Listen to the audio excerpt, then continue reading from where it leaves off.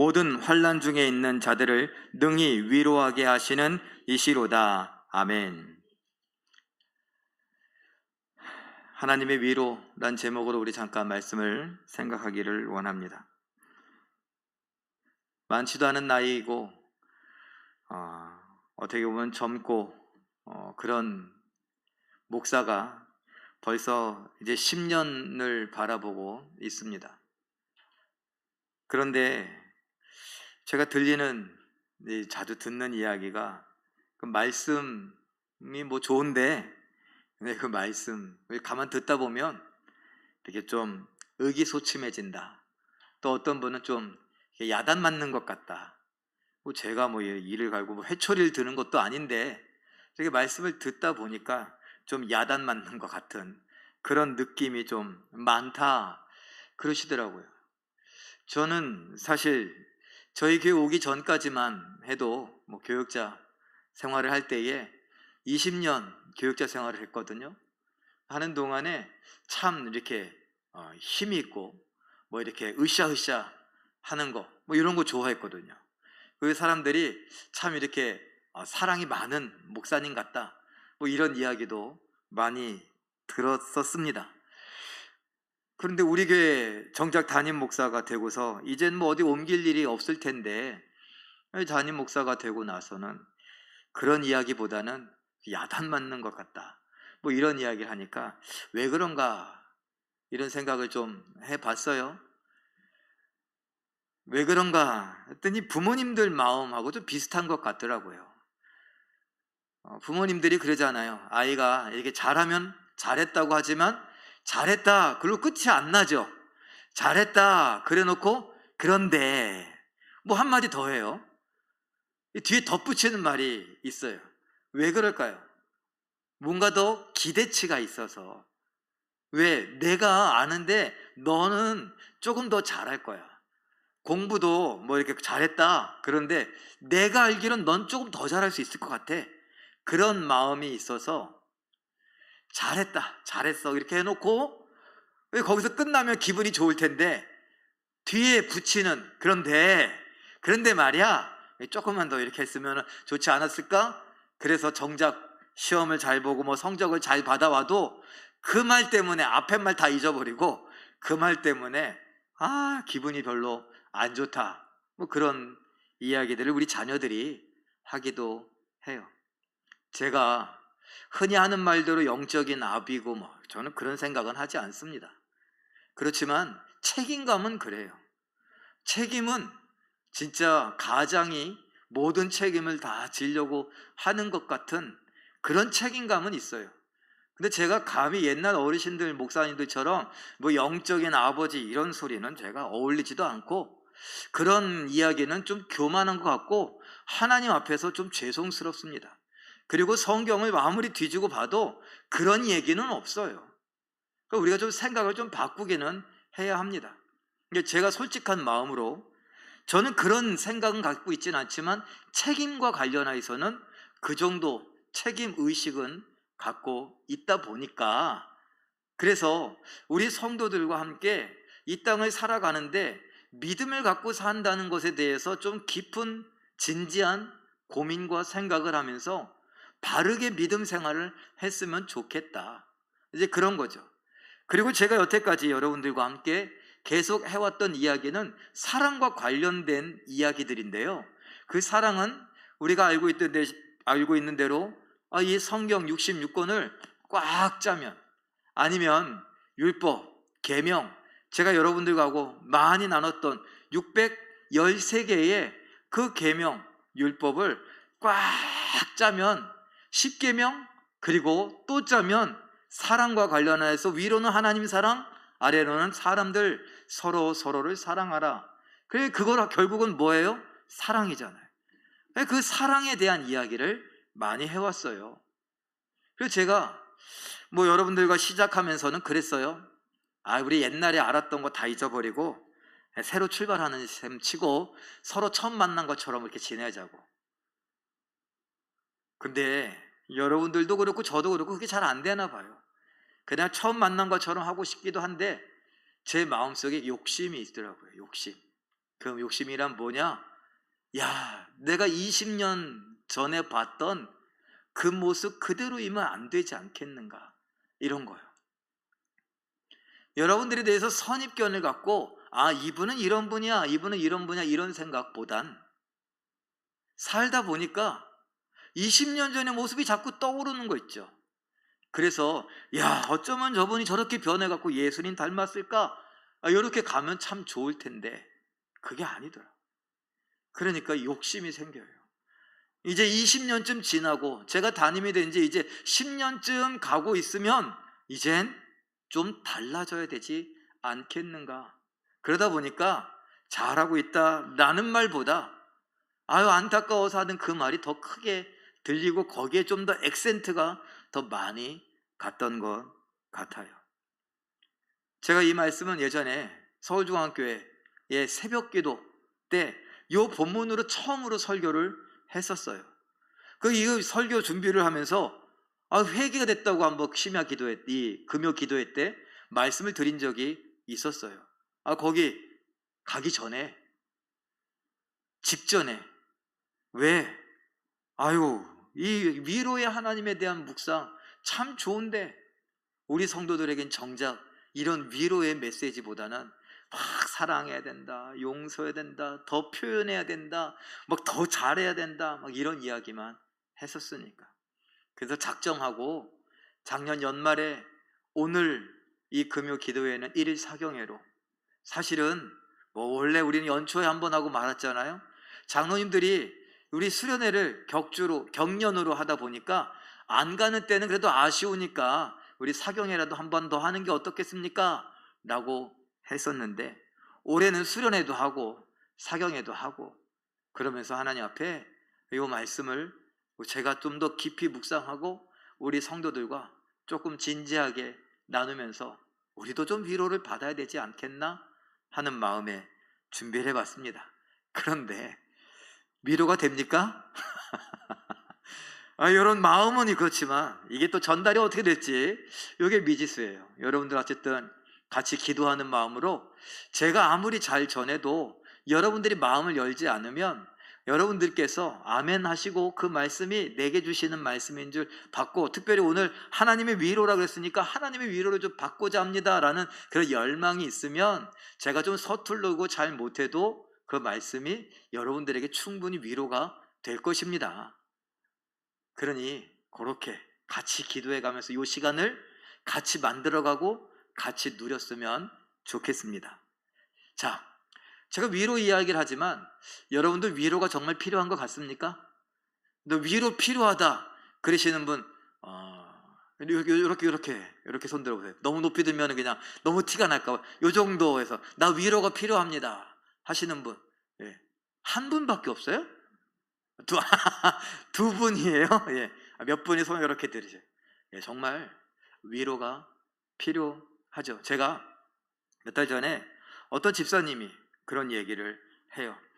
아이가 병원에 가게 됐고 그 병원에 간 것 때문에 마음이 많이 어렵죠. 그런데 그런 이야기를 합니다. 기도 중에 하나님께서 이제 시작인 것 같다고, 그에게 그렇게 말씀하시는 것 같다고, 아직도 많은 어려움이 있다고 그렇게 말씀하시는 것 같다고 그러셨대요. 느낌을 받았대요. 자, 그런데 그리고 나니까 정말 일들이 막 하나 터지는데 어쩜 좋으냐 이런 생각이 들더라고요. 여러분들도 아시지만 제가 실명은 거론하지 않을게요. 오늘은 좀 특별히 어떤 권사님 있죠? 그리고 그 권사님이 이제는 은퇴를 했어요. 가족이 같이 은퇴를 해서 그 하던 일을 정리를 하시고 그래도 뭔가 해야 되지 않을까 아르바이트를 하시면서 살아가시는데 그런데 아이가 사고가 났어요. 깜짝 놀래갖고 이거 죽으면 어떡하나, 그리고 막 달려가 보고 사는 것만 해도 천만다행이죠. 그래서 제가 전화통화를 하니까 막 그냥 여기가 막 부어갖고 얼굴이 부어갖고 어쩔 줄 모른다고 하니 권사님 마음이 어째요? 또 그러니까 제가 또 그렇게 얘기하니까 이 권사님이 괜찮아요. 뭐 또 이렇게 씩씩한 척 그렇게 이야기를 하시더라고요. 근데 괜찮을까요? 아이 얼굴이 막 이렇게 땡땡 부어갖고 있는데, 그런데 또 코로나에 걸렸네. 나만 걸린 게 아니라 남편도 걸렸네. 남편은 좀 더 심해갖고 병원에까지 실려갔네. 마음이 어떨까요? 여러분, 제가 그랬어요. 권사님 잘못이 아니에요.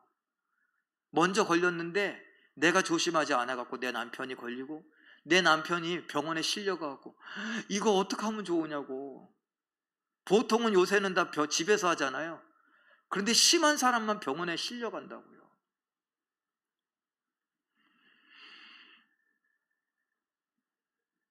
며칠 전에 또 어떤 집사님이, 우리 권사님이 오셔 나 진짜 힘들었다고 막 얘기하시는데, 뭐 이렇게 유쾌하게 이야기는 하시지만 얼마나 힘드셨을까, 그런 마음이 막 이렇게 느껴지더라고요.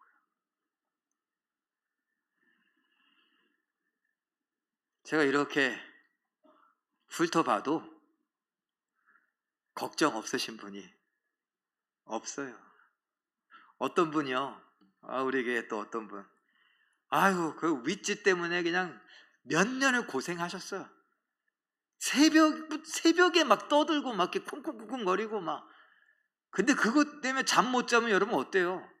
그것 때문에 살인사건도 나요 요새는.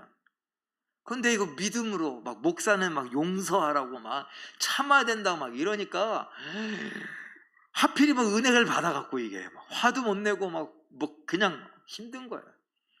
근데 진짜 하나님이 위로해 주셨나, 그 집이 이사를 가버렸어요. 할렐루야 그랬는데 웬걸 집에서 막 물이 새. 우리 옛날 같으면 뭐라고 했어요? 이 터가 안 좋아 그러겠죠. 그러면 마음이 어떨까요?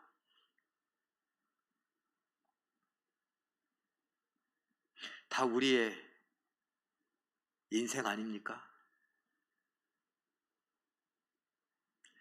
그래서 우리는 위로가 필요한 것 같아요.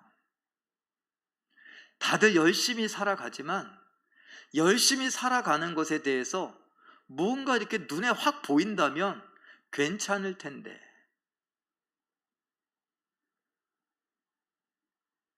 요즘에 오늘 어떤 분을 제가 만났는데 어떤 분이 그런 이야기를 해요.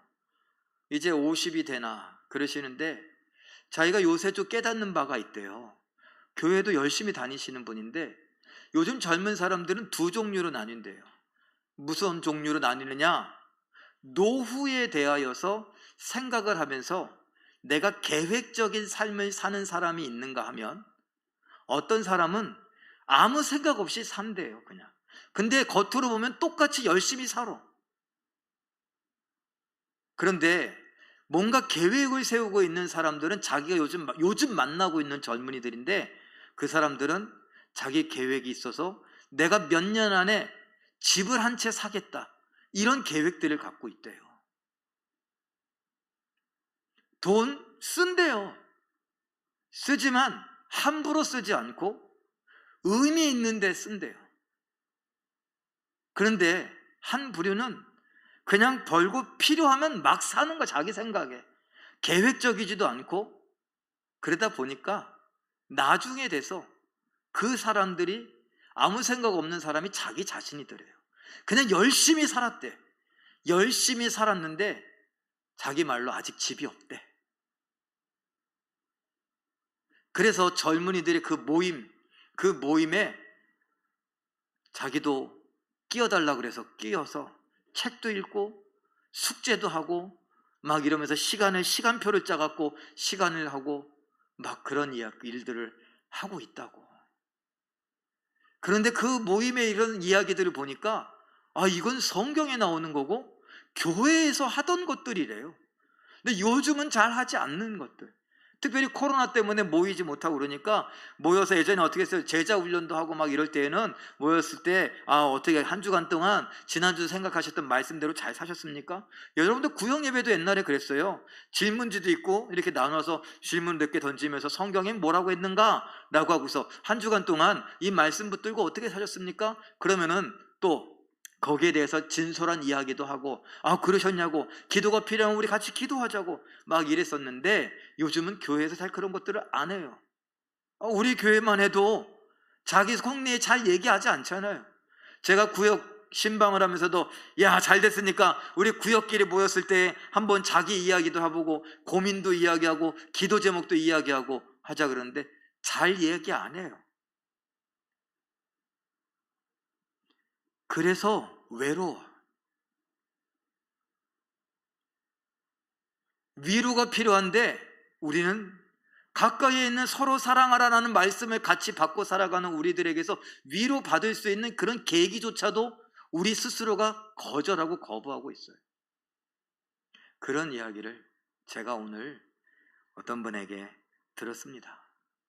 열심히 살았는데 집이 없고, 열심히 살았는데 통장에 잔액이 1억도 안 되고, 그런데 우리들 얘기 아니에요? 열심히 살았는데 통장에 1억 모으신 분 있어요?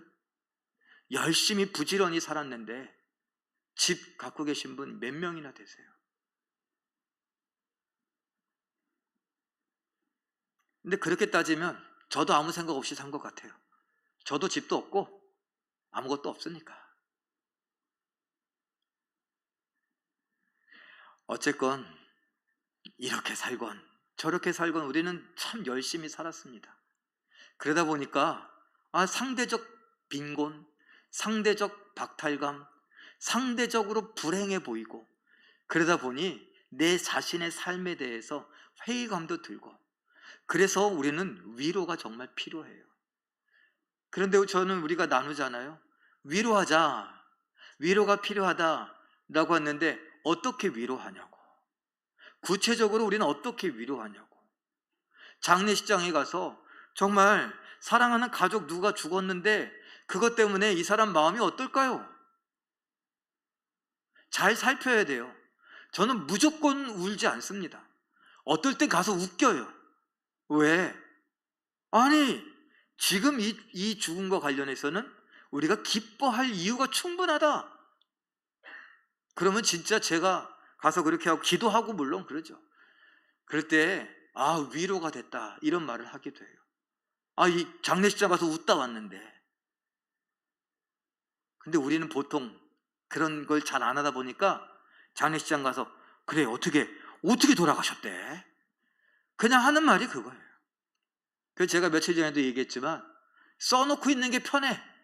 아니면 거기에 이렇게 성도 아무개, 집사 아무개 이렇게 써놓고 그 옆에다가 아무개, 집사 아무개 성도는 몇 월 며칠에 그동안 알았던 지병으로 또는 사고로 아니면은 뭐 고혈압으로 아니면 뭐로 갑자기 별세하게 되셨음 묻지 마시오. 이렇게 써놔야 돼. 대답하는 게 왜 그 똑같은 걸 대답하려니까. 어떨 땐 말이 필요 없죠. 손 한번 잡아주거나 아니면 한번 안아주거나 아니면 그냥 눈물 한 방으로 모든 위로가 되기도 합니다.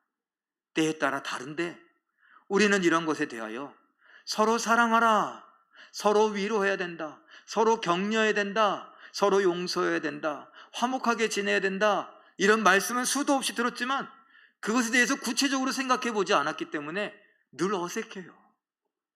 그래서 위로한다고 위로했는데 더 기분이 나빠, 더 마음이 상해. 그래요. 그래서 하나님의 위로가 필요한 것 같습니다. 자, 위로하다라는 말, 이거 헬라어, 신약 성경을 기록된 헬라어, 그리스 말, 그 헬라어는 바라클레오라고 합니다. 바라칼레오. 이게 중요하지 않아요, 사실. 근데 제가 그냥 아는 척 하려고 썼어요. 근데 바라칼레오 그러니까 파라라는 말과 칼레오라고 하는 말이 붙였어요. 두 단어가 붙은 단어가 파라칼레오예요.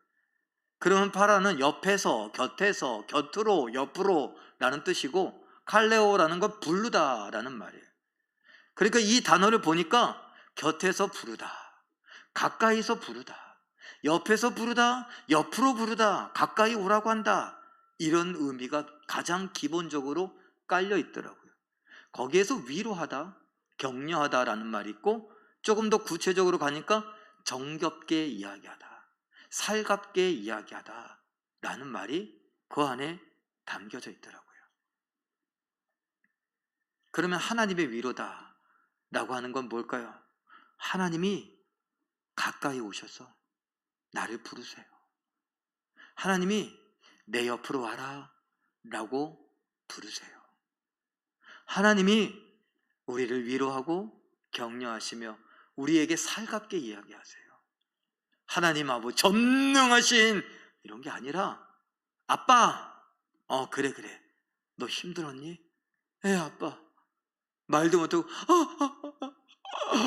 막 아짜만 나오고 막 그 울어도 하나님이 내 새끼 이리 와. 그리고 우리를 끌어안으시고, 여러분들 애들이 좀 어리면 어떻게 해요? 이렇게 같이 이렇게 낮춰서 안으시면서 어딜 또 세게 때려. 두들기는 엉덩이를 때리는 건지 다독거리는 건지 모르겠는데 소리는 맞는 소리야. 그냥 퍽퍽퍽퍽퍽 이러면서 그래 내 새끼 괜찮아 그러시잖아요. 조금 더 이런 것에 대해서 생각하신다면 등을 좀 쓰다듬어 두신다거나 그러시겠죠. 자, 하나님께서 우리를 위로하신다, 가까이에서 부르신다, 이거를 조금 더 이렇게 어떤 형상적으로 표현한다면요, 어깨를 이렇게 빌려주는 거예요. 내 어깨에 기대라. 조금 더 얘기한다면은 내 품에 와서 안겨라. 성경에 위로가 필요한 사람들, 제가 성경에 보니까 위로와 관련된 표현이 나오고 그 사람들은 누군가 이렇게 찾아보니까 이렇게 한 대표적으로 한 8사람들 볼 수 있어요. 뭐냐면 어머니를 잃은 이삭이 어머니가 90세에 낳았으니까 얼마나 예쁨을 받았겠어요. 그런데 어머니가 죽었어요. 그때 너무너무 슬펐대요. 위로가 필요했어요. 야곱이 요셉을 죽었다라는 소식을 듣고 그때 땅에 주저앉아서 위로받기를 거절했다라고 했어요. 정말 위로가 필요한 상황이죠. 그리고 요셉의 형들이 아버지가 죽고 난 다음에, 야곱이 죽고 난 다음에 요셉이 자기들을 죽일까 봐 무서워서 떨고 있을 때, 그때 위로가 필요했어요. 루시오, 자기 남편이 죽고 어머니도 과부고, 그래서 어머니의 집에, 어머니의 동네로 왔어요. 어머니의 나라로 갔어요. 자기는요 외국 사람이에요. 거기에서 이방 사람으로 그 베들레헴에서 살아가는 이 룻, 위로가 정말 많이 필요했습니다. 어디 가서 구걸을 해야 될지, 어디 가서 식량을 얻어와야 될지, 뭘 해야 될지 아무것도 몰랐단 말이에요. 깐난쟁이 아들, 그 깐난쟁이 아들이 죽었어요. 밧세바. 물론 죄 때문에 그랬지만 그럼에도 불구하고 그 깐난쟁이가 죽은 것을 보고 너무 가슴이 아프고 찢어지는 가슴, 아픈 가슴, 위로가 필요했어요. 자식들은 물론, 그리고 모든 것을 잃어버린 요브, 그야말로 위로가 필요했던 사람입니다. 앞에 말했던 모든 것을 다 욥에게 적용해보냐, 어떤 사람은 그냥 자식을 잃어버린 정도였지만 어떤 사람은 그냥 재산을 잃어버린 정도였지만 욥은요 자식도 잃고 재산도 잃고 자기 건강도 잃고 삶이 통째로 흔들렸어요. 그야말로 잿더미 속에 앉아있는 욥, 위로가 필요했습니다. 그런데 이 사람들의 이야기를 가만 성경을 보니까 하나님께서 이삭을 위로하시더라고요. 누구를 통해서요? 리브가를 만나게 해서 위로하시더라고요. 그리고 야곱은 요셉을 만나게 하셔서 그 목숨을 잃을 것 같은 아버지가 돌아가신 다음에 목숨을 잃을 것 같은 두려움에 빠져있는 그 요셉의 형들은요, 요셉이 형들 걱정하지 마세요 라고 하면서 말로 위로하더라고요. 룻은요, 누가 위로했어요? 룻 위로한 사람 있잖아요. 보아스가 위로했잖아요. 하나님이 보아스를 통해서 하인과 같은 이 계집종을 위로하셨나이다. 위로하는 말씀을 하셨나이다. 성경에 자세히 묘사되지 않았지만 그 룻은 그런 말을 들을 때 참았던 눈물이 왈칵 쏟아지지 않았을까요? 어머니를 따라 오긴 왔지만 이 낯선 곳에서 자기가 정말 강하게 살아야 어머니를 모시고 어머니를 공양할 수 있잖아요. 먹여 살릴 수 있잖아요. 근데 어디 가서 어떻게 하루 종일 열심히 일했다고 그랬어요. 물도 안 마시고 물도 안 마시고 일할 때 그 마음은 어땠을까요? 사람들 눈치를 보면서 위험하지는 않을까? 아니면 나가라고 하진 않을까? 그래서 말도 뻥끗 못하고 입도 뻥끗 못하고 왜 외국말 나올까 봐 여기 와서 좀 물 좀 마셔야 돼. 이러면서 입 가리고 막 다 가리고. 그런데 보아스가 와서 내가 너에 대해서 다 들었다. 다른 데 가지 말고 내 밭이니까 여기서 마음껏 주서라. 그리고 음식도 먹고 싶으면 먹어라. 괜찮다. 그런 말을 들었을 때에 이 룻의 마음은 어땠을까요? 그동안에 경계하고 꽉 힘을 주고 있었던 이게 그냥 한순간에 풀어지면서 눈물이 주르륵 흘러내리지 않았을까요? 하인과 같은 이 여종에게 위로의 말씀을 하셨나이다. 밧세바, 하나님께서 솔로몬을 낳게 하시면서 위로하십니다. 다윗을 통해. 그리고 욥, 이건 누구도 위로할 수 없으니 친구들도 위로한다고 왔다가 오히려 염장만 질렀으니 어떻게 하나님이 직접 위로해 주시죠. 그래요. 이렇게 위로를 필요로 하던 사람들, 하나님은 그 사람들에게 위로를 베풀어 주십니다. 자, 하나님께서 자기 자신을 위로와 관련하여서 이렇게 표현하고 계시는데 우리 개역개정판을 보고 제가 살펴보니 로마서 15장 5절에 인내와 위로의 하나님이라고 하나님을 소개합니다. 고린도후서 1장 3절엔 어떤 하나님이요? 모든 위로의 하나님. 위로인데 모든 위로의 하나님이다. 다른 말로 말하면 위로는 하나님 거다. 위로는 하나님으로부터 나온다 라는 말이에요. 데살로니가후서 2장 16절은 뭐라고요? 영원한 위로래요. 잠깐 위로받고 끝나는 것이 아니라 영원한 위로. 그 영원한 위로와 관련돼서 생각할 수 있는 건 뭘까요? 천국에서 우리 눈의 눈물을 닦아주신 하나님. 고생했다. 잘 왔다. 그리고서 천국 안으로 우리를 힘껏 끌어당기시면서 예수님의 옷을 입혀주시기도 하고 예수님의 모자를 씌워주시기도 하고 예수님의 의자에 앉게 하시기도 하시며 예수님이 즐겨 드시던 것을 마음껏 먹으라고 하신 하나님, 우리를 위로하시되 그건 빼앗길 수 없는 위로니 영원한 위로죠. 다시는 눈물도 아픔도 고통도 슬픔도 죽음도 없는 곳, 바로 천국에서의 위로. 하나님은 이렇게 모든 위로의 하나님이시며 영원한 위로를 주시는 하나님이시며 인내와 위로의 하나님이라고 자기 자신을 소개하고 계십니다. 자, 이사야 51장 12절 말씀 함께 읽어봅니다. 시작. 너희를 위로하는 자는 나 곧 나이니라. 너는 어떠한 자이기에 죽을 사람을 두려워하며 풀같이 될 사람의 아들을 두려워하느냐? 두려워하지 말라. 포로된 이스라엘 백성들에게 두려워하지 말아라. 그래요.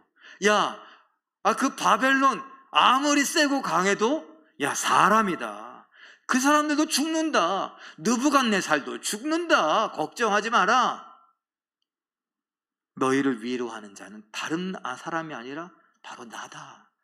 누가 하시는 말씀이에요? 여호와 하나님께서. 내가 너희의 위로자다.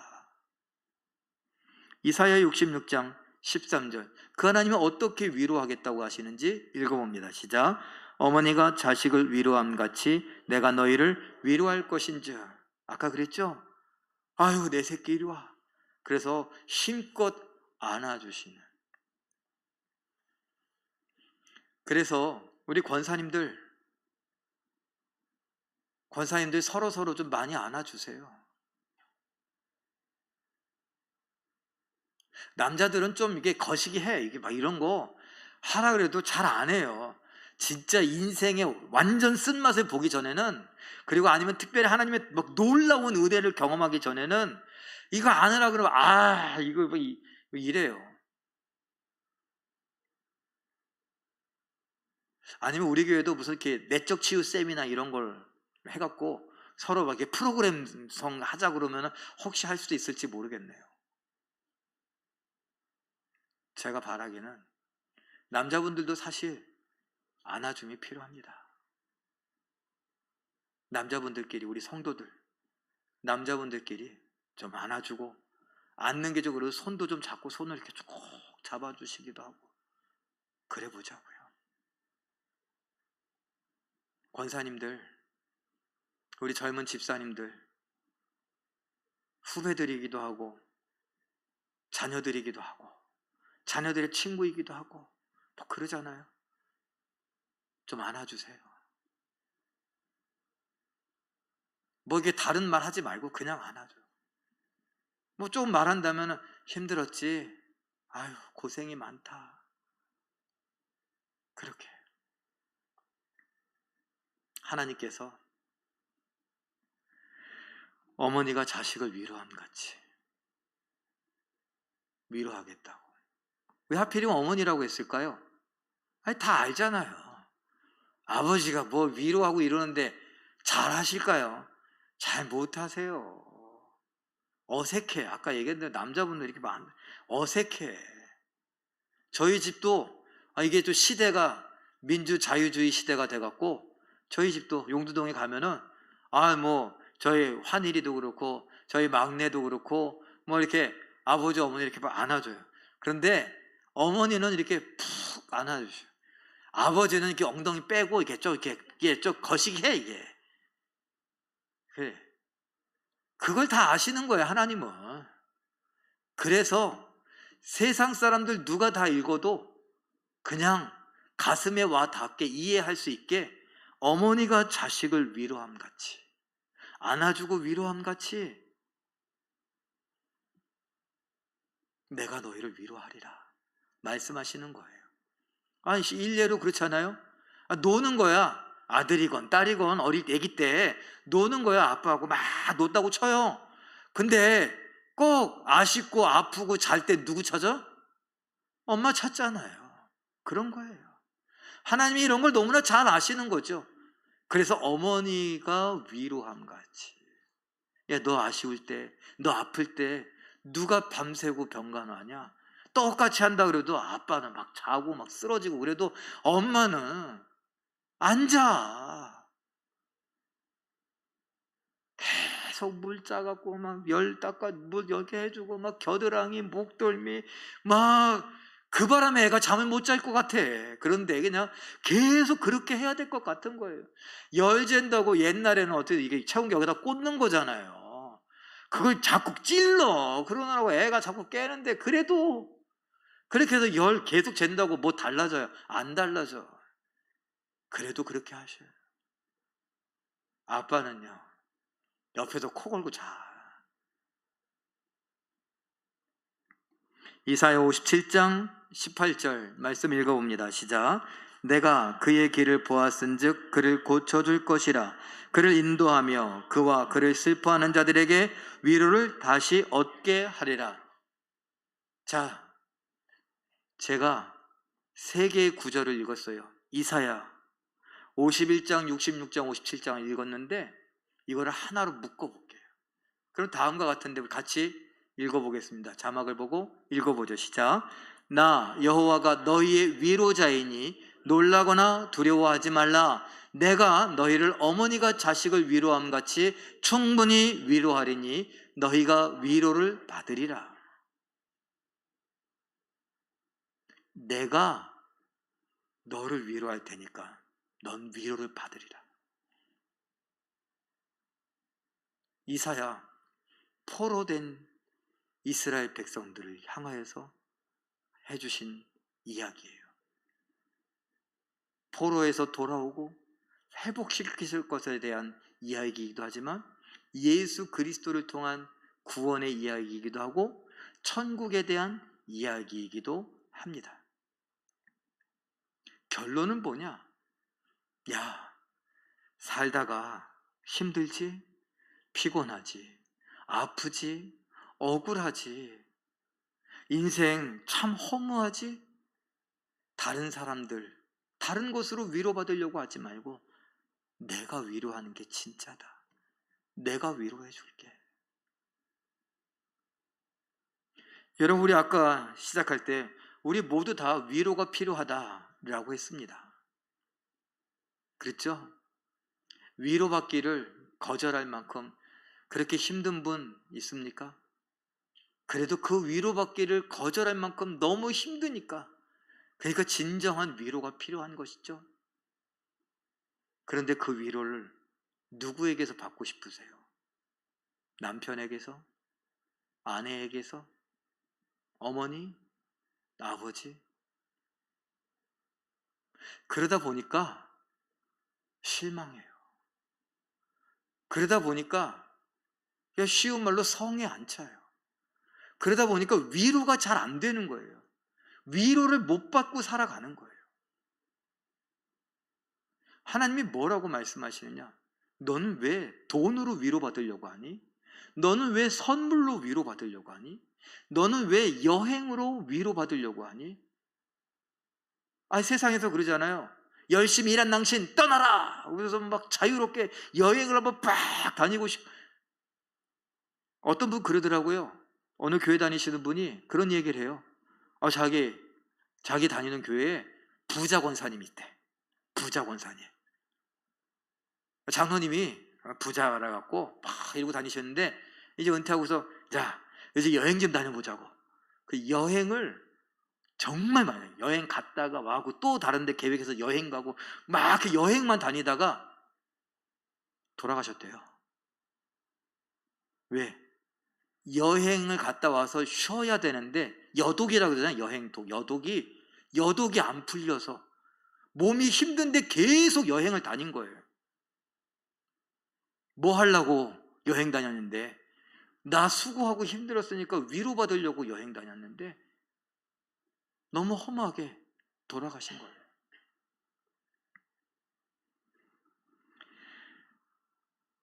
하나님이 그러세요. 야, 내가 위로자야.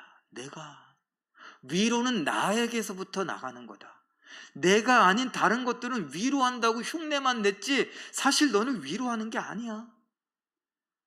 그런데 왜 너는 돈, 집, 차, 직장 또는 여행, 취미생활, 요새 뭐 차박, 뭐 이런 거, 호캉스, 그런 여러 가지 용어들이 있잖아요.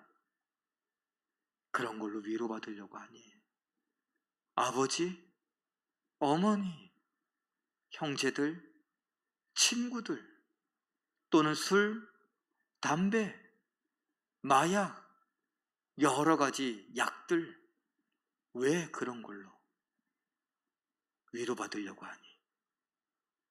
그건 잠깐. 그리고 그 모든 것은 마약과 같아서 중독성이 있다. 나에게서 점점 멀어지고 내 위로는 필요 없는 것처럼, 그래서 계속 세상을 따라다니다가 지쳐 쓰러지게 만든다. 여러분, 똑같아요. 병든 사람이 병 걸렸다라고 해서 병을 앓았어요. 그게 어떤 병이든 간에 좀 고치기 힘든 병이다. 그러면 좋다고 하면 다 쫓아다니죠. 거의 한의원 아니면은 병원, 그게 뭐든지 그냥 뭐 좋다 하면 다 해요. 왜? 아쉬운 건 나니까. 고쳐야 되니까. 근데 그게 중독성이 있어요. 옆에서 아니라고 뜯어 말려도 내 간절함을 알기나 하냐고.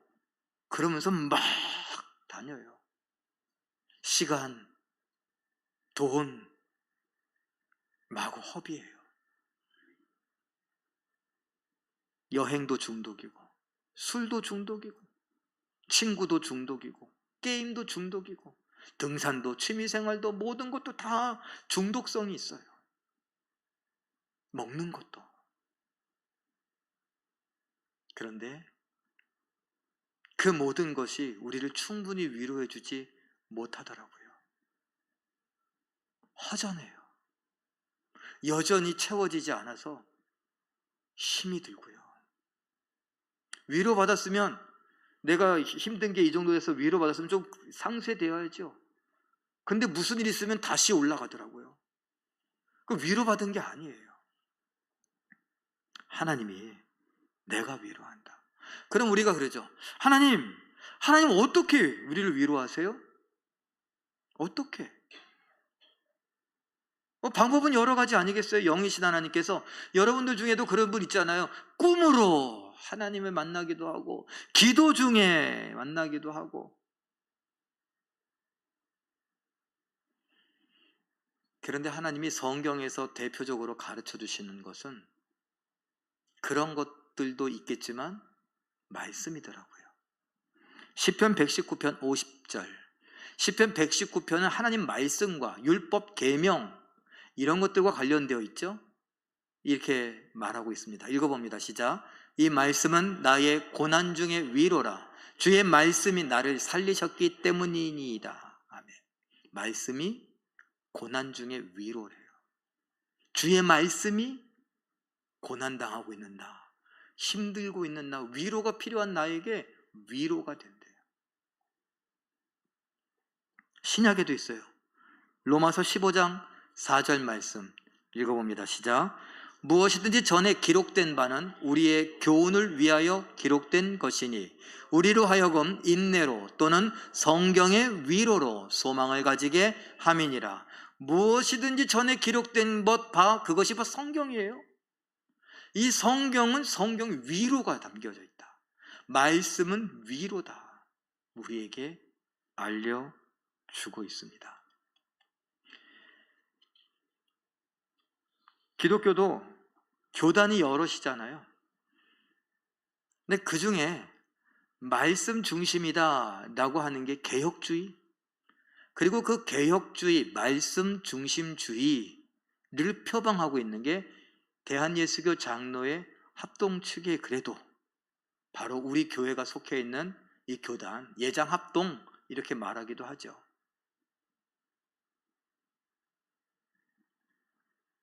어떤 면에서는 막 열정적이지 않아요. 감리교처럼 막 뜨겁게 찬양하거나. 이제 그런 교단 색깔을 조금 떠나서 요즘에는 뭐 젊은이들이 모이는 교회들은 좀 이렇게 찬양팀도 많고 막 이래갖고 막 뜨겁게 찬양하고, 기도도 막 우리 임 목사님이 주여 하겠습니다. 그러고서 주여, 자기도 이렇게 작게. 왜? 크게 안 하니까. 막 뜨거운 교회는 주여 막 이렇게 한다고요. 저도 막 그런 교회도 있다가 막 주여 하기서 저 초반에 와서 막 주여 삼창하고 막 그랬더니 원로 목사님 막 주여 주여 하는 자마다 다 구원받는 거 아니야? 막 이렇게 얘기하고 뭐 하나님을 세게 부른다고 되는 것도 아니라고 막 이러고 하다 보니까는 그냥 저도 주여. 근데 제가 다 얘기했잖아요. 예전에 한번 얘기했어요. 원로 목사님도 예전에 젊으셨을 때 40대 이럴 때, 저 어릴 때, 저 중학교 때, 초등학교 때 요럴 때 기도원에 많이 갔거든요. 기도원에 가고 산기도 한다 그러면은 막 저더러 저 북치는 소년이었다니까. 북치라 그래갖고 막 북을 뿡뿡 저 뒤에서 제 팔 힘이 좋아갖고 그냥 그냥 막 북을 치고 막 이게 또 더 하려면 또 어떻게 동동동동동동동동 치면 또 막 이렇게 하고 얼마나 세게 기도했는데 그때는 우리 교회도 이게 감리교인지 장로교인지 헷갈릴 정도로 막 그랬었어요. 그런데 이제 세월이 지나고 나니까 이제 그렇게 기도하면 안 되는 것처럼 막 얘기를 하시니까 저도 막 처음에 와서 우리 금요 기도회 때 어땠어요? 저도 막 주여 하고 막 하는데 저희 집사람도 뒤에서 좀 작게 해. 헷갈려. 제가 기도하는데 헷갈려갖고 정말 웃겨. 헷갈려갖고 못하겠다는 거예요. 그래요. 교단 색깔이 그래요. 자, 그런데 어쨌든 이 예장합동 장로교는요, 이게 말씀 중심이 어쨌든. 그런데 말씀 중심이라고 하니까는 어떤 사람은 드라이하다, 좀 건조하다, 이렇게 좀 이렇게 끈끈하고 뭐 이런 게 없는 것 같다. 영적으로 이렇게 막 좀 은혜가 풍성한 하나님이 우리에게 단비를 내려주시고 이런 거는 좀 없는 것 같다. 좀 지식적인 것 같고 좀 이성적인 것 같다. 근데 그거 착각이에요. 왜? 그 말씀은 생명력이 있고 그 말씀이 우리의 영혼을 강력하게 위로하시거든요. 그야말로 촉촉해요. 촉촉하다 못해 이거는 홍수야. 은혜의 홍수야.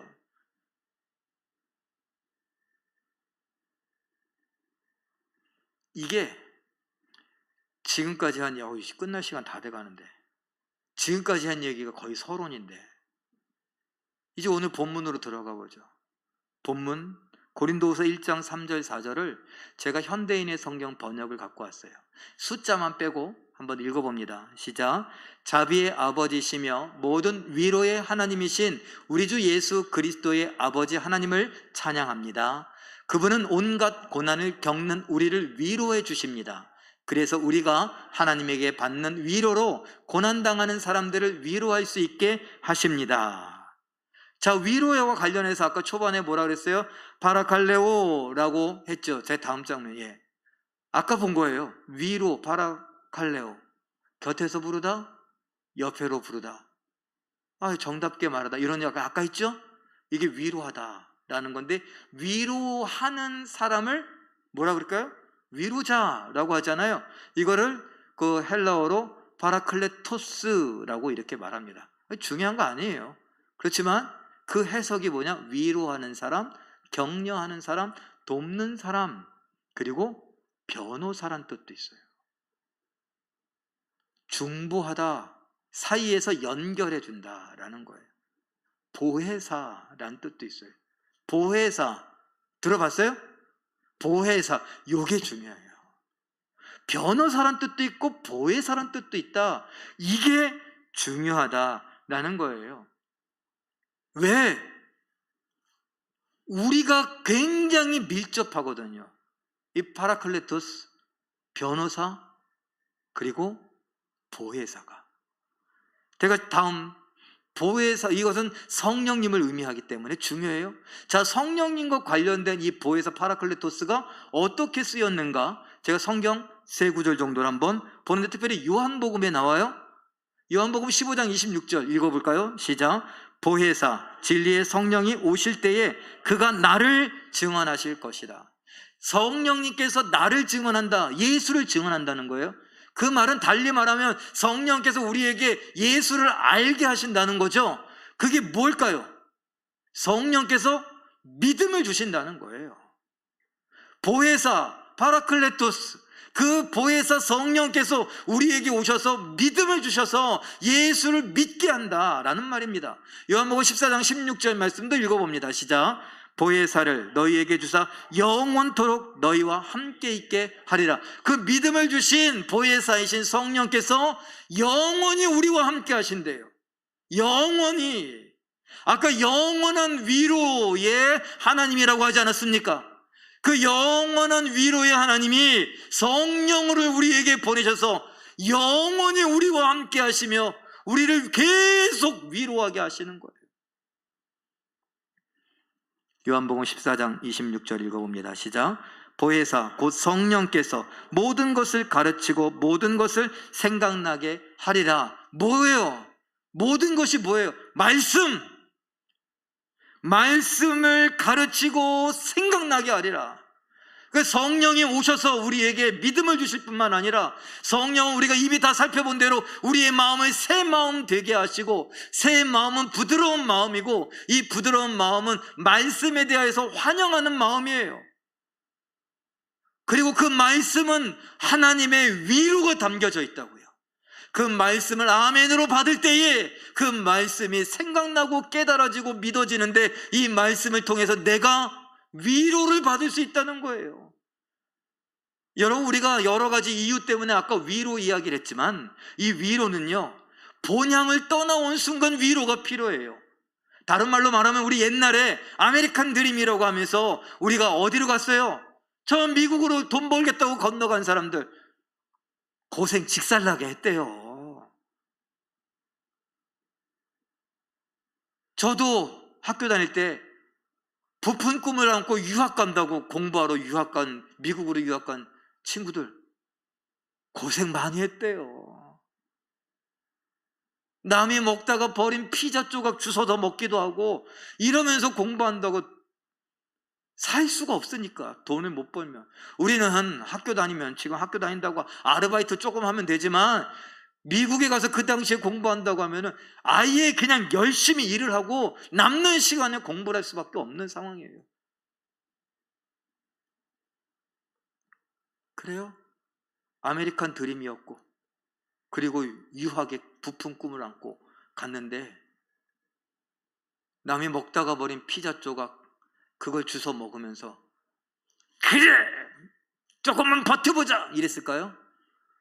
서럽죠. 어디가 생각나요? 집이 생각나죠. 그 남이 먹다 버린 거 주워 먹을 때 뭐가 생각날까요? 어머니가 해주신 밥이 생각나죠.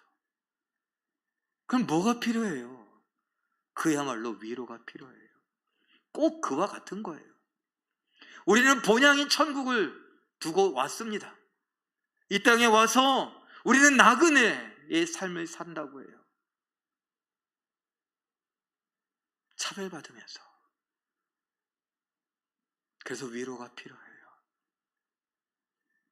그래서 하나님께서 그 위로를 주시겠다고 위로자인 변호사와 보혜사 되시는 파라클레토스 성령을 우리에게 보내주셨어요.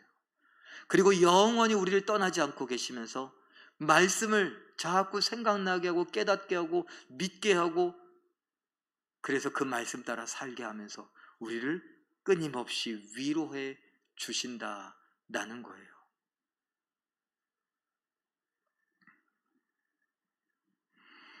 이 말을 누가 하느냐면 사도 바울이 합니다. 사도 바울 어떤 상황이냐? 고린도후서 1장 8절 9절 한번 읽어볼까요? 시작. 힘에 겹도록 심한 고난을 당하여 살 소망까지 끊어지고 우리는 우리 자신이 사형 선고를 받은 줄 알았으니. 살 소망 끊어졌다. 죽는 줄 알았다는 거예요. 아, 이제 죽었구나 라는 생각이 들 정도였다는 거예요. 고린도후서 1장 10절 말씀 읽어볼까요? 시작. 이는 우리로 자기를 의지하지 말고 오직 죽은 자를 다시 살리시는 하나님만 의지하게 하심이라. 하나님만 의지하게 하려고 내가 죽을 것 같은 그런 상황이 만나기도 하고, 그런 고난을 만나기도 하고, 그 고난 속에 하나님의 위로를 받게 하세요. 하나님만 의지하라고. 그런데 이 땅에 살면서 우리는 찬양 가사 중에 그런 게 있어요. 나그네 청지기로 왔는데 이 땅에 눌러 앉을 생각이냐. 자리 잡고 앉았다고.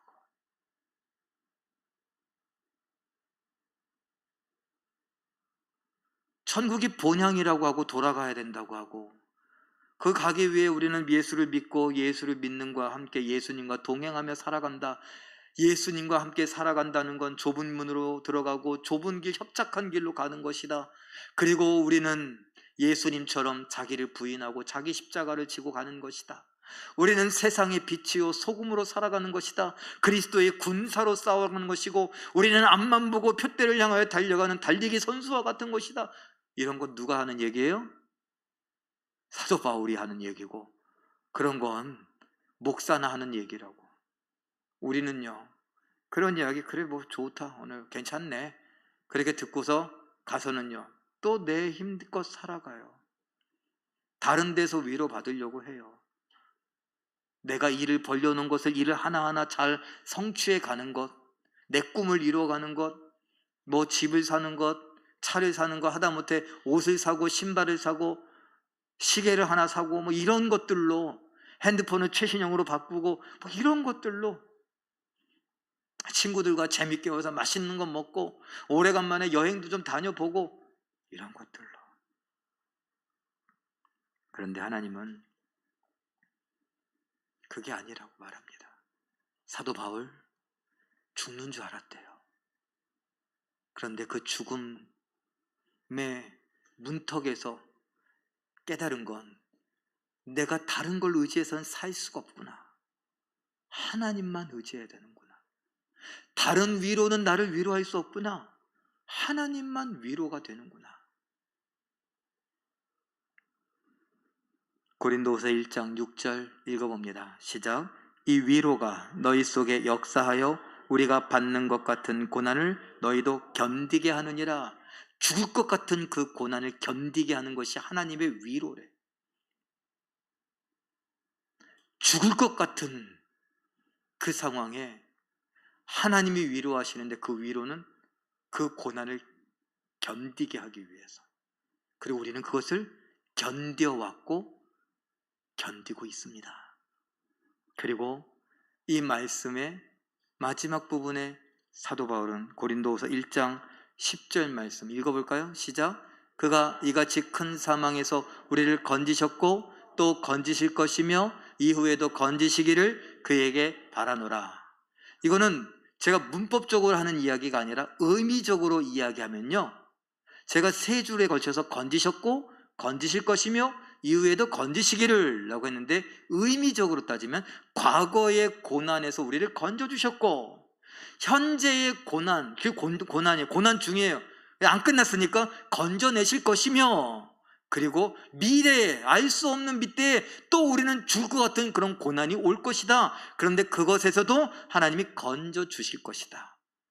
그래서 과거의 고난을 견디게 해주시고 건져주셨으니 위로로, 그리고 지금 당하고 있는 이 고난도 하나님께서 견디게 하시기 위하여 우리에게 위로해 주셨는데, 이건 내가 확신한다는 거예요.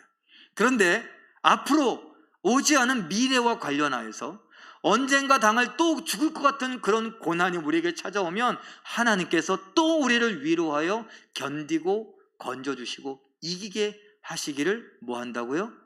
바라며 기도한다는 거예요.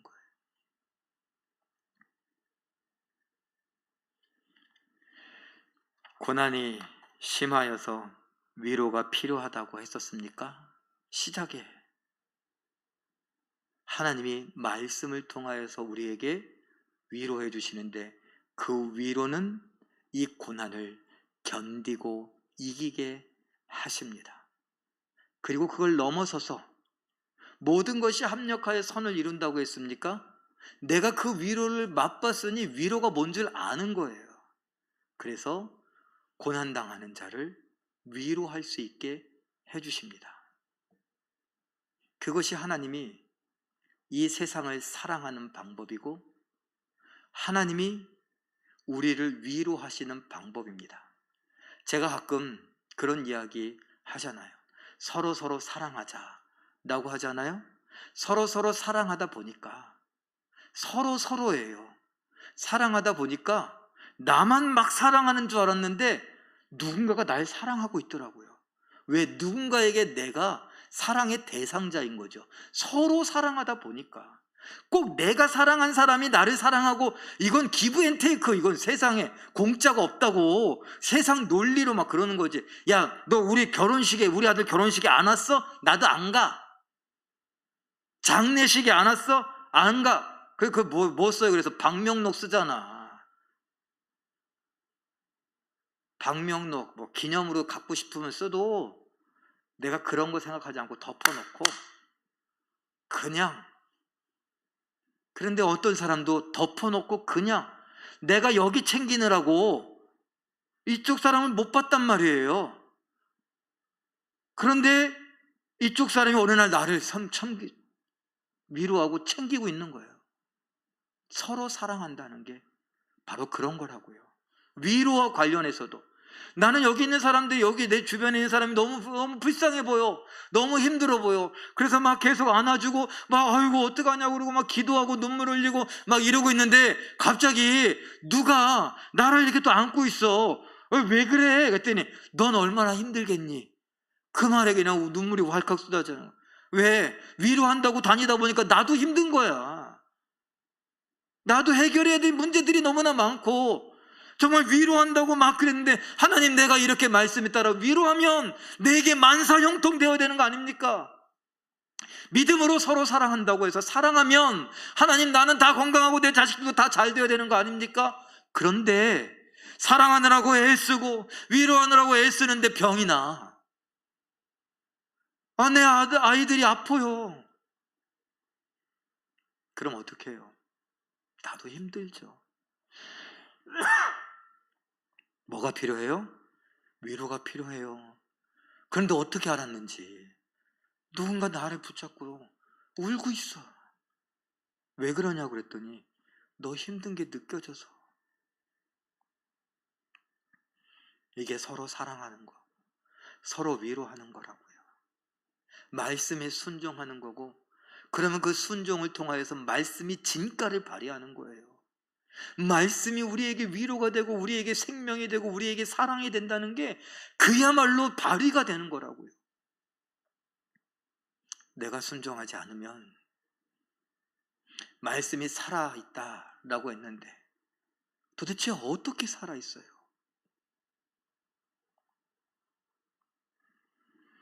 그래서 성경을 제가 찾아보니까 또 위로와 관련하여서 세 사람이 나오더라고요.